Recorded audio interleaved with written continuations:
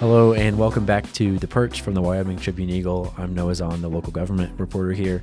This week we're bringing you a conversation that I had a couple of days ago with Cheyenne Mayor Patrick Collins, who was recently reelected to another 4-year term in the November general election, and we spoke about his previous 4 years as he's wrapping that up, what he accomplished, and what he's hoping to get to in the next 4 years, as well as some hot topics in the community and his take on some of that. But before we get to that conversation, I'm joined here with our crime and public safety reporter, Ivy Seacrest. We're going to bring you a quick local news recap. Ivy, what did you work on this week?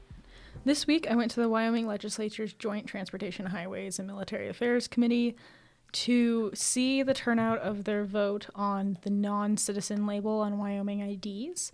If passed, this draft bill would implement a non-United States citizen indicator on Wyoming driver's licenses. It was brought forward by Secretary of State Chuck Gray with hopes that this indicator would lessen instances of non-citizens registering to vote in the state of Wyoming, even though there are no recent reported instances of that successfully happening. In discussion, the committee did go over the existing checks and balances that are in place, the non-resident identifier that already exists on Wyoming ID cards. There was also a representative of the Wyoming County Clerks who came forward and discussed how there is a way that they could achieve this same thing without completely redesigning the cards. The real crux of the conversation was the cost and effort to put into redesign cards to have a new line of text added. Even though Chuck Gray was aware that they could get to the same result if they waited for the digital ID, which the Department of Transportation is in the process of developing for the state, he really pushed for this bill to have the physical ID updated as well. And despite a lot of back and forth about whether or not this was going to be worth it, ultimately the committee voted it through, so that bill will appear in the 2025 general session to be voted on officially. Great. Thank you for that update, Ivy. Yeah, thanks for having me on, Noah. And I know you've been working on some stuff this week regarding parking.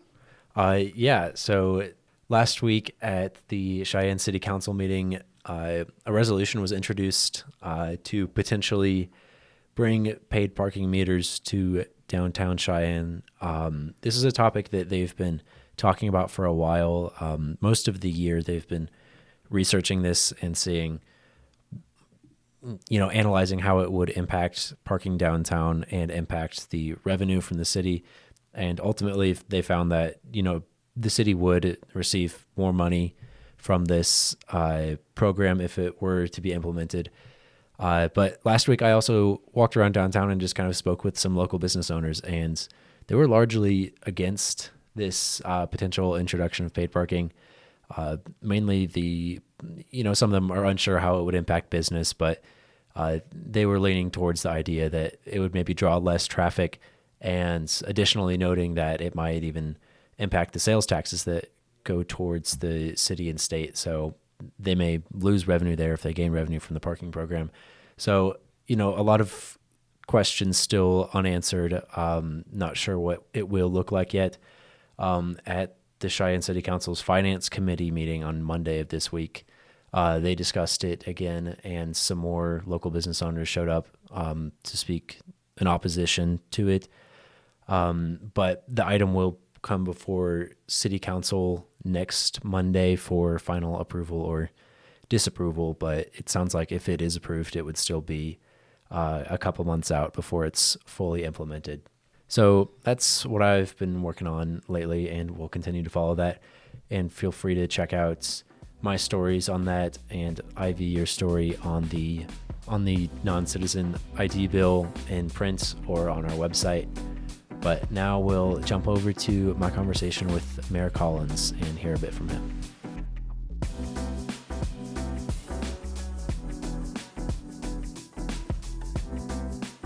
All right, now I'm joined here by Mayor Patrick Collins, who was just reelected last week. Thank you for joining us here in the studio. Welcome. Thank you very much. It's exciting that you're doing this. Yeah, glad to have you on. And so I wanted to have you onto the podcast. You are wrapping up your first 4 years as mayor and just reelected to another 4 years. So just sort of wanted to run through what you've accomplished and what you still hope to do in the upcoming years. And the first question I want to start off with is initially, whenever you were first elected mayor and inaugurated in 2021, you had said that you were not going to seek reelection. I believe it was in January you reached out to us and said that you had changed your mind on that, I suppose. So what were the factors that led to that? And, what is that going to look like over the next 4 years for you?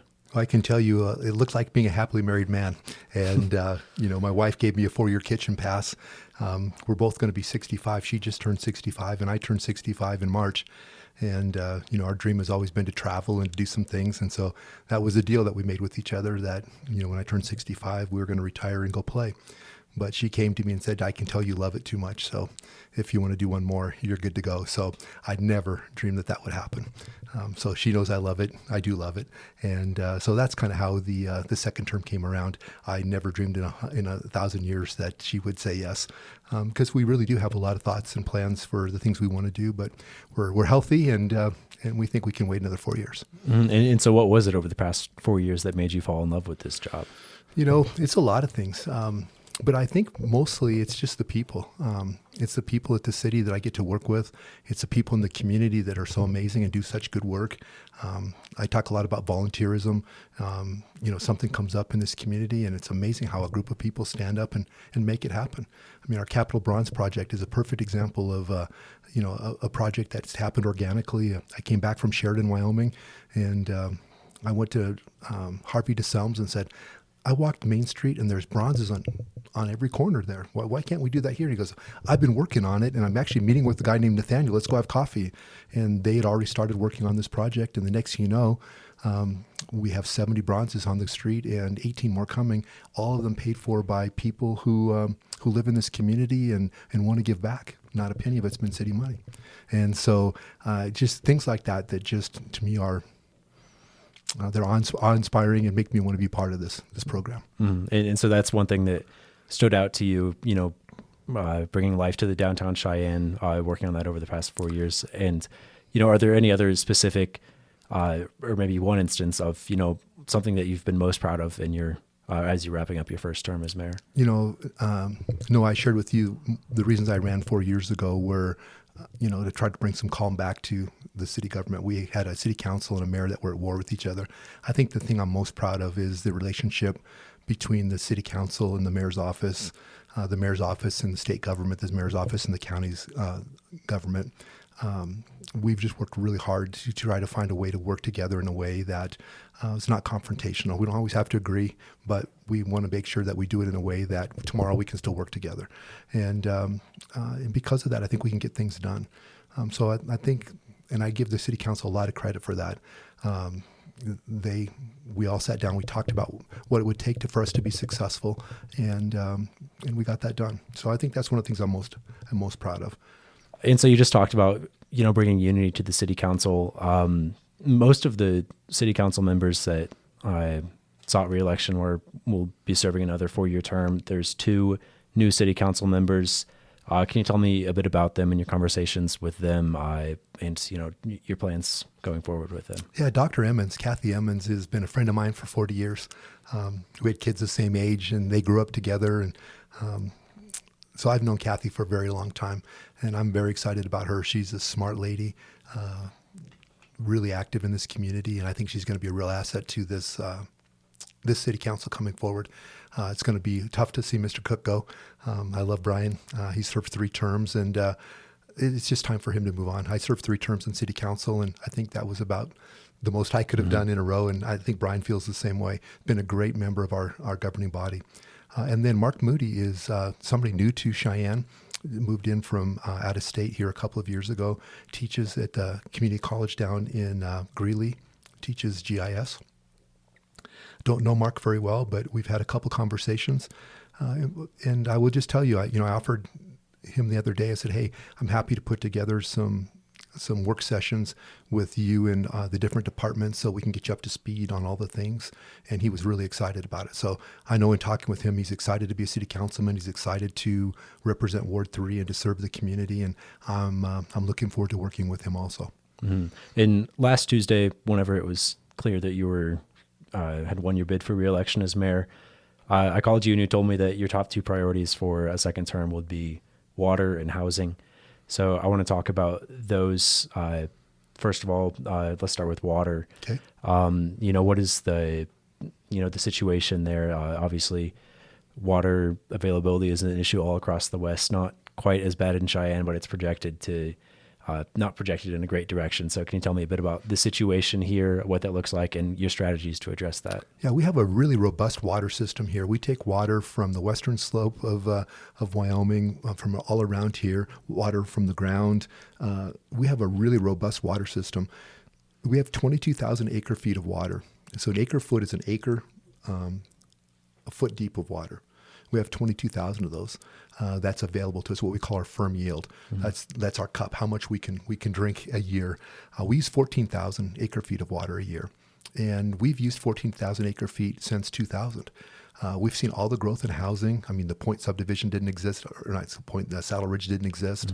Mm-hmm. There's 2,000 homes there. We have data centers, businesses that have come to Cheyenne. We've grown by over 10% in that time frame.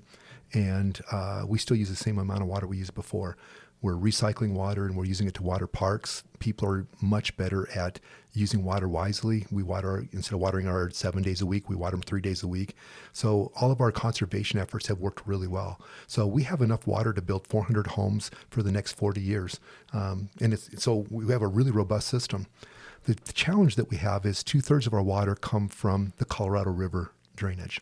And as we all know, the Colorado River, Lake Mead, Lake Powell are slowly going down and the river's oversubscribed. Cheyenne's water rights are very junior. And I think there's going to be a time in the next 5 or 6 years where it's going to get to the point where they're going to have to say, you can't have as much water as you did. And the people who have junior water rights are going to have to be cut off. And I think that's going to be Cheyenne. So we're going to go from having 22,000 acre feet of water to maybe around 7,000 acre feet of water. In our firm yield, water that we own and we can use however we want. And we use 14,000 acre feet. And so for me, that's a real crisis going forward. I like a green yard. I like to play golf. I like to see our parks be green. And I think all of those things are in jeopardy. Plus also our ability to grow our economy, to build a workforce, all are going to be dependent on having enough water to be able to service that. And so our challenge is to find some new water resources that are not in the Colorado River. And so we've been working on that for the last 3 years. And I can share with you that we have found 3 or 4 different sources of water that we think are going to be available to us. We haven't made any signings yet, but we're really close to agreements that would replace the water that we're, at least enough water that if a call in the river comes, we're not going to have to turn our water off. And But we haven't signed those agreements yet, so we have to continue to work for those. And the other thing is we also need to find some new water reserves. I look back to the 1940s and 50s when those folks found those water rights in the western part of the state, and they bought those water rights, and they figured out how to put those water into Hog Park Reservoir to trade that water from water coming down the Platte River and do all of those things. They were visionaries, and I would love for us to be that same visionary. So 40 or 50 years from now, people are looking at Cheyenne and saying, wow, those guys did a great job of finding water that will allow our city to be vibrant and grow for the next 40 or 50 years. And so that's what we're working on. Our Board of Public Utilities, their board of directors, they're really focused on this mission. And we have a lot of irons in the fire. And if we're successful, we will really set ourselves up for the next 50 to 100 years. Mm-hmm. And so on the municipal level, you said the city's looking at these new water sources. Is that just a matter of the city signing a contract with the people who own the water there? Or how does that work? Yeah, so I think there's 2 ways we can get water. One of them is we can buy the water rights and own the water like we currently have water rights for. And the other thing is what we call ready to serve, or people who own water that aren't quite ready to sell that water, but they're not using the water, and they'd be willing to rent it to us. And we can sign a 30 or 40-year agreement for a certain amount of water, and we would pay them annually whether we use it or not. And so we're looking at both of those avenues. The ready to serve would be a great short-term solution, but it's not a long-term solution for us. And so we're looking at both. Mm-hmm. And water, that's also related to your other top priority that you told me, which was housing. You said that we have enough water to add 400 new homes a year. Is that what you said? 40 years. For 40 years. And still with the projected growth in Cheyenne and the growing need for housing, it sounds like that 400 may be needed to be added every year. So what are you going to do to encourage housing development in Cheyenne, and ensure that it's affordable as well? Yeah, the affordability is the one that's going to be a challenge for us. Mm-hmm. There's a lot of things we have no control over, like the cost of materials, the cost of land. But we've been working on this for almost 4 years now. When I ran the first time, I shared with you that one of the things we were going to work on was our Unified Development Code, which is our rules and regulations. And we've been making steady changes to that to allow for more affordability and more density in housing, because I think that's what it's going to take. We can't live on 1 acre housing lots anymore and put a big house on them. It's unaffordable. We need to build smaller homes on smaller lots. I'll share a number with you I think is really interesting. I think it was 1950, the average home that was built in America was 950 square feet. Today it's 2,500 square feet. So family sizes have gotten smaller, but the size of our houses have gotten just so big. And the reality is I grew up in a house in Sun Valley, about 900 square feet, 3-bedroom, had 2 baths and an unfinished basement. Dad built a little corner bedroom for me downstairs. And we grew up in the house and it was great. And I think we're going to have to get back to our roots a little bit when it comes to building, smaller single family homes, building housing that's more affordable. And I'll share with you a couple things we've done. Like for apartments, we used to say that you had to have 2,000 square feet of ground for every apartment that you built. Then we moved that to 1,600 square feet. And now just recently, we've gotten rid of that completely. We don't have a minimum, which allows us to build more density, smaller units in land that's available. Land is really, really expensive. And if we can build more units on a piece of land, the cost per unit is going to be less expensive. We talked about the frontage of a home. It used to be in a lot of our areas, the frontage along the front of the street would have to be minimum of 70 feet wide. Well, that's a lot. We've got that down to where you can be at 40 and even some places 30 feet wide. So as you drive down the street, we'll have more homes closer together. It used to be we'd have to put duplexes in there or twin homes in there, but now we can actually build single family homes on those smaller lots. So it used to be most of our zone districts, you had to be like around 7,000 square feet. Now we could build homes on 2,700 square feet, 3,000 square feet, maybe a 900 square foot home on that land. So the land cost is less. The utilities that you have to put on because it's narrower would be less. The house is smaller. And so instead of being $400,000 or $500,000, maybe they'd be $300,000 or maybe $325,000. Now that's a lot of dang money still, but much, much more affordable.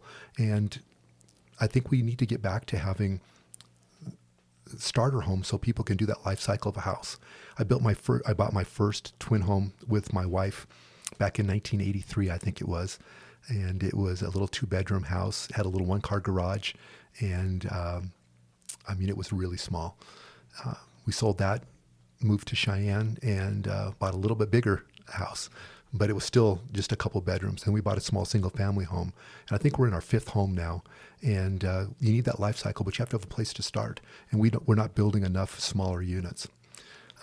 We started using tax increment financing, and we had some real success here just 2 weeks ago, where we had a developer came into downtown and looked at an area that was kind of blighted. There's some old buildings on it, and it would be very expensive to tear those buildings down and make that area ready for development.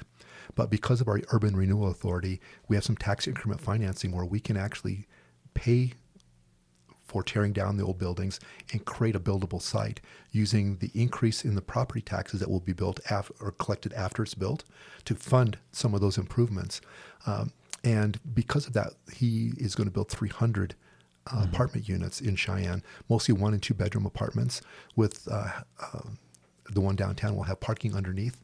And I think it's going to be transformational for our downtown to get more people living down there. So we're doing everything we can to reduce the things that cause us not to be able to build the density, the numbers, and the affordability in housing. I think our biggest challenge going forward is not the market rate stuff where a developer builds something and sells it at whatever the market would allow. But we also have to do more for building affordable housing for people who are maybe 60, 80, 100% of the adjusted median income for the county that we live in. Those people really can't afford the market rate housing, but they're essential to our workforce. And so the thing that I'm really focusing on is how do we build more of the housing for those folks? They're the baristas. They're the folks who work in our preschools. They're the folks who work in retail, who maybe work on our cars. I mean, they're really an essential part of our workforce and our quality of life. And how do we do that? And we've looked at things like other states, Colorado, Utah, California, and they're also using tax increment financing and different low-income housing tax credit programs to be able to build more affordable housing units. And so we have a bill before the legislature this year to allow tax increment financing to be used to build housing.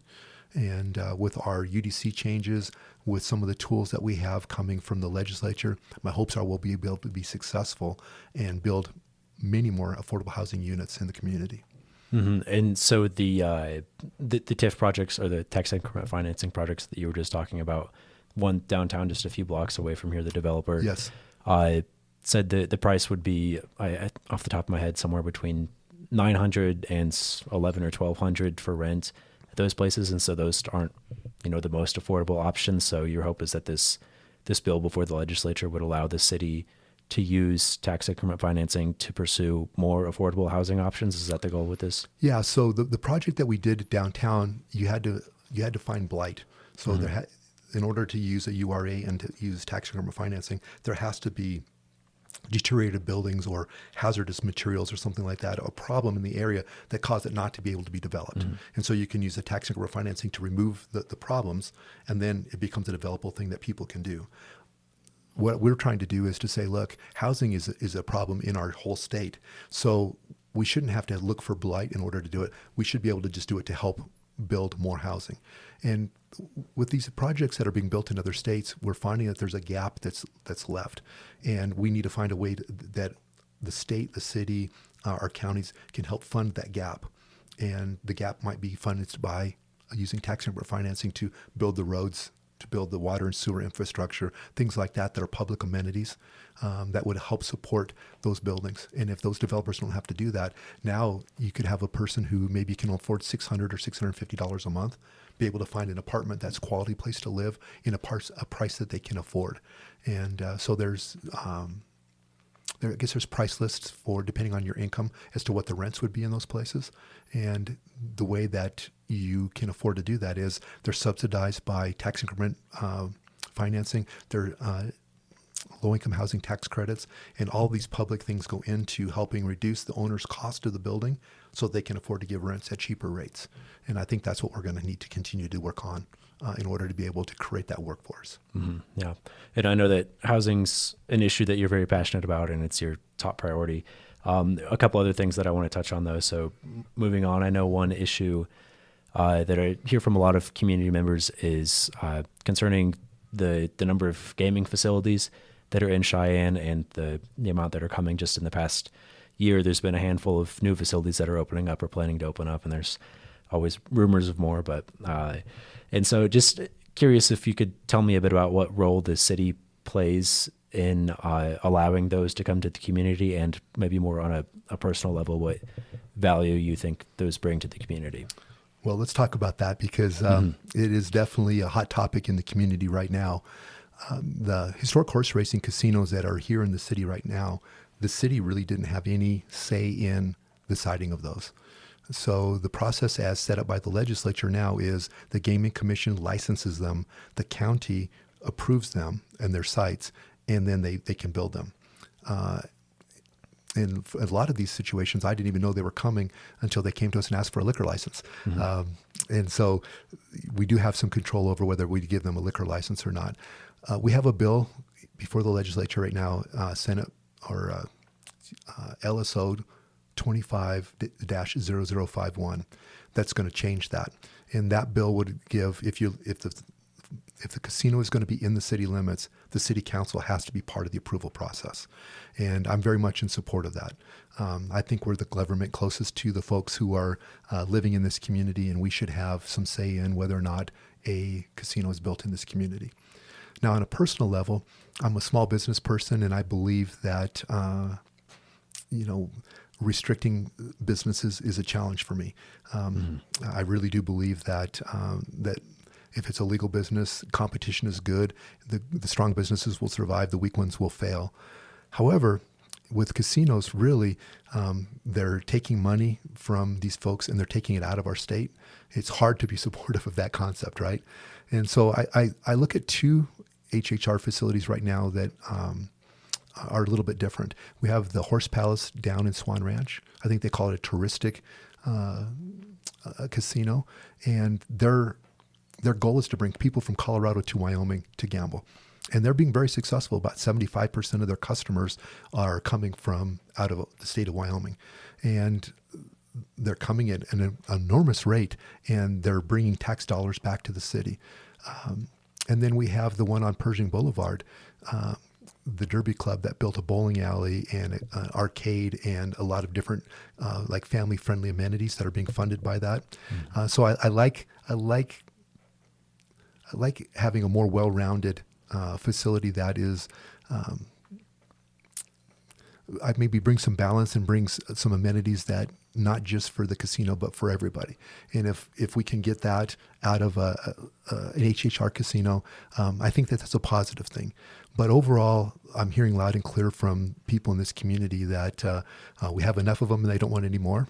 And so I think the next applications are going to have to be very unique and bring more than just a casino, or I just don't see them having much of a chance to be approved in this community with our city council as it currently is sitting. Yeah, and so if that legislation that you referenced passed, and the city has more control over which gaming facilities come to Cheyenne, would you take that approach that you were just talking about of, analyzing it on an individual basis of what other amenities it brings to the community, or more of just, free market, letting the business come until the market's saturated? Yeah, I think it comes down to, is the benefit for the casino, or is there a community benefit?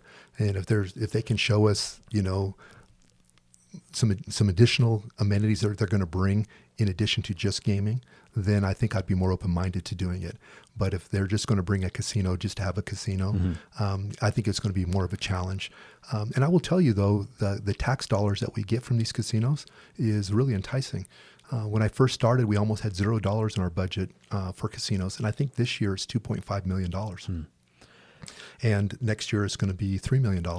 So, it is hard to say no to that kind of revenue, especially in this environment that we find ourselves today. But the reality is I think that what the community has told us is no more unless there's a community benefit that goes with it. And moving on to a different topic, but also concerning the city revenue. Yeah. Constitutional Amendment A also passed on Tuesday last week, which gives the legislature the opportunity to separate, residential property taxes and adjust that on an individual level. Is that an accurate way to describe it? I think that's fair, yeah. And, obviously nothing's confirmed yet, but if the legislature were to do that and lower residential property taxes, that would impact the city's budget significantly. So just, what are your thoughts on that amendment passing, and how do you hope the legislature approaches that? Yeah. So what I heard from the legislators, last year was the state's making too much money and we need to give property tax relief to property owners in Wyoming, especially residential property owners. And I can appreciate that argument.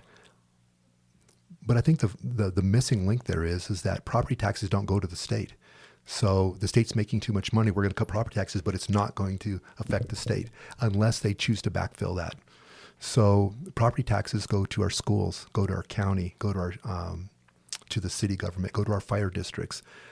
They go to our library. They go to all the local government agencies that provide the services directly to people. And my fear is that the legislature is going to provide property tax relief. And quite frankly, I know there's a lot of people who really need it. So I'm not opposed to the concept of that. But the state has money, and if they were to backfill those losses for us, it would help. So let's give an example. When I testified a couple weeks ago, we had about 2,200 people who were over 65 who met the requirement to get the 50% reduction. And I think it was $80,000 that I estimated it would cost us. I heard today that number's gone from 2,200 to over 3,000. And so now we're up into $400,000 in lost revenue. When I look at the city's budget, 73% of that is people. It's the people who do the job and provide the services. The other 27% are mostly fixed costs that we really don't have a lot of say in. It's our insurance. It's our utilities for our buildings. It's the gas that we put in our vehicles and the maintenance in our vehicles. It's the contracts we have with our outside agencies like the Laramie County Health Department. They're not things that we can easily cut. And so if our budget is hurt, it means we're going to have to let people go, and that's going to be more difficult for us to be able to provide the level of service people want. And so I think my message to the legislature and to the people of Cheyenne would be that, I'm not at all opposed to having my property taxes cut. Fact is, and I think most of us would welcome some help along those lines. But if the state reason for doing that is because there's been too much money coming to the state, my hopes would be that they would backfill those by using some of the revenue the state has, instead of putting in the savings account, pay that back to the local municipalities and local county governments, the fire districts, the schools, so we can provide the level of service that they want. I don't know what else to say about that. It's a real challenge, because I think there are some folks who were older and on fixed incomes who have owned homes for a long time who are at risk of not being able to keep them anymore because property taxes, they just can't afford them anymore. I'm very empathetic to that, and we need to find a way to keep them in their homes. But I'm also the mayor of Cheyenne, and I'm responsible for almost 500 employees and providing services to 66,000 people. And I'm nervous about how I'm going to do that when we're in a situation where our expenses are going up, but our revenues are going to go the other way.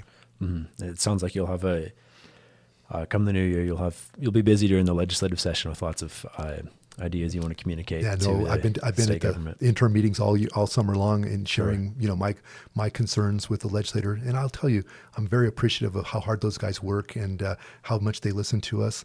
And hopefully they'll hear that message and they'll figure out a way to backfill. But right now there's 11 bills have already been are being written on property taxes that the LSO is working on. We think there's going to be close to 30 of them by the time the legislative session opens. And man, that's a lot of property tax bills to reduce property taxes. And again, my hope would be that they figure out a way to help local governments be healthy in the process. Mm-hmm.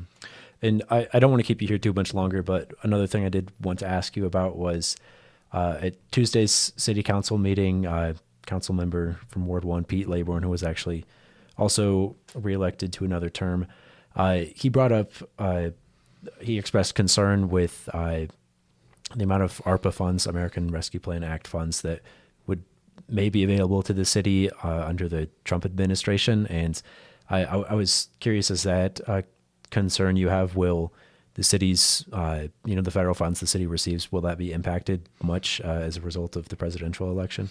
Yeah, ARPA funds were a real gift for local governments around this whole country, and opportunities for us to do a lot of projects. We have got to, by federal law, have all of our ARPA money obligated by December of this year, and it has to be spent by 2026. So after this December, there is no more ARPA, and so there's no more of those dollars available to us. My experience was with the federal government is there's always going to be money available in grants for different projects that we might want to work with. Different administrations are going to focus on different things.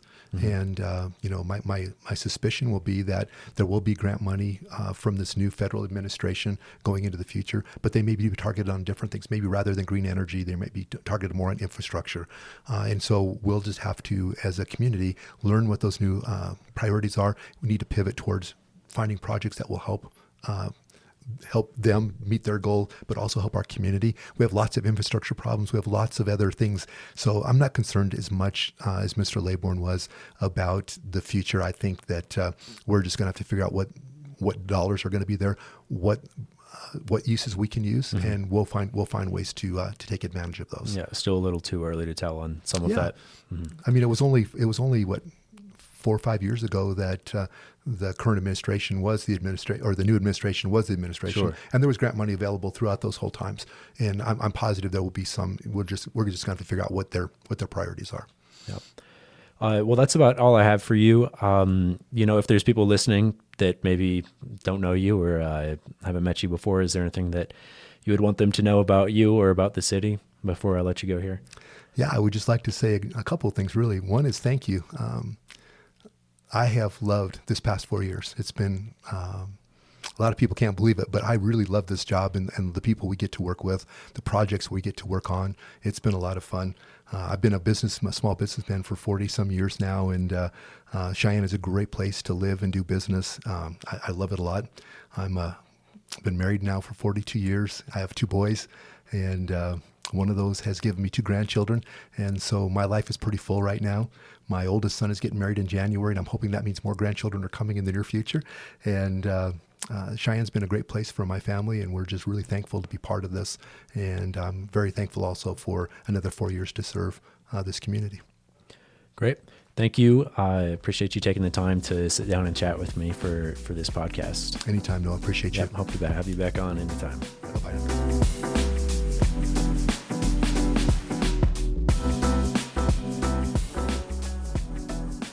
That's all from us this week here at the Perch from the Wyoming Tribune Eagle.